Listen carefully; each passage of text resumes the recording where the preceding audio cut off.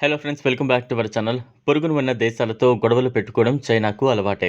ఇతర దేశాల భూభాగాలను ఆక్రమించి అక్కడ సైన్యాన్ని మోహరించిన ఘటనలు ఎన్నో ఉన్నాయి.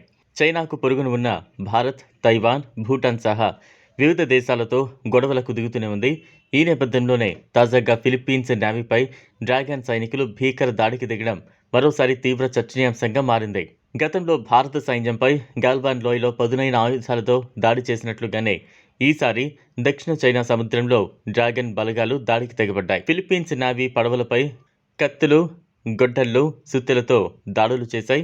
ఈ ఘటనపై చైనా, ఫిలిప్పీన్స్ దేశాల మధ్య తాజాగా పెను దుమారాన్ని రేపింది. ఫిలిప్పీన్స్ నేవీకి చెందిన పడవలపై చైనాకు చెందిన కోస్ట్ గార్డ్ బలగాలు దాడులకు దిగాయి. ఫిలిప్పీన్స్ పడవలను కత్తులు, గొడ్డళ్లు, సుత్తెలతో ధ్వంసం చేయడానికి తీవ్ర ప్రయత్నాలు చేశాయి. ఈ దాడులపై ఫిలిప్పీన్స్ నేవీ అధికారులు స్పందించారు. దక్షిణ చైనా సముద్రంలో ఫిలిప్పీన్స్ నేవీకి చెందిన 2 పడవలు సెకండ్ థామస్ షోల్కు ఆహారం, ఇతర వస్తువులను తీసుకువెళ్తుండగా చైనా దళాలు దాడి చేసినట్లు వెల్లడించారు. మొదట చైనా బలగాలు ఫిలిప్పీన్స్ దళాలతో ఘర్షణకు దిగాయి. ఆ తర్వాత మరింత బరి తెగించి ఫిలిప్పీన్స్ పడవల్లోకి దిగిన చైనా సైన్యం దాడికి తెగబడింది. ఫిలిప్పీన్స్ పడవల్లో ఉన్న బాక్సుల్లోని M4 రైఫిళ్లను చైనా సైనికులు దొంగిలించారు. వాటితో పాటు అక్కడే ఉన్న నావిగేషన్ డివైజ్లను కూడా స్వాధీనం చేసుకున్నారు. ఈ ఘటనలో ఫిలిప్పీన్స్ నేవీకి చెందిన కొందరు సైనికులు తీవ్రంగా గాయపడ్డారు. ఓ సైనికుడికి బొటనవేలు తెగిపోయింది. ఇక ఫిలిప్పీన్స్కు చెందిన 2 పడవలు ఎటూ కదలకుండా చైనా దళాలు పడవలను చుట్టుముట్టి అడ్డగించాయి. ఈ ఘటనపై స్పందించిన Philippines army chief general Romeo Brawner junior ఈ దాడిని సముద్ర దాడిగా అభివర్ణించారు.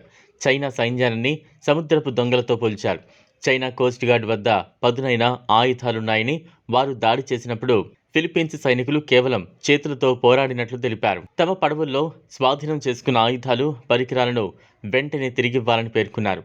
చైనా సైన్యం తమకు చేసిన నష్టానికి పరిహారం కూడా చెల్లించాలని Philippines army chief general demand చేశారు.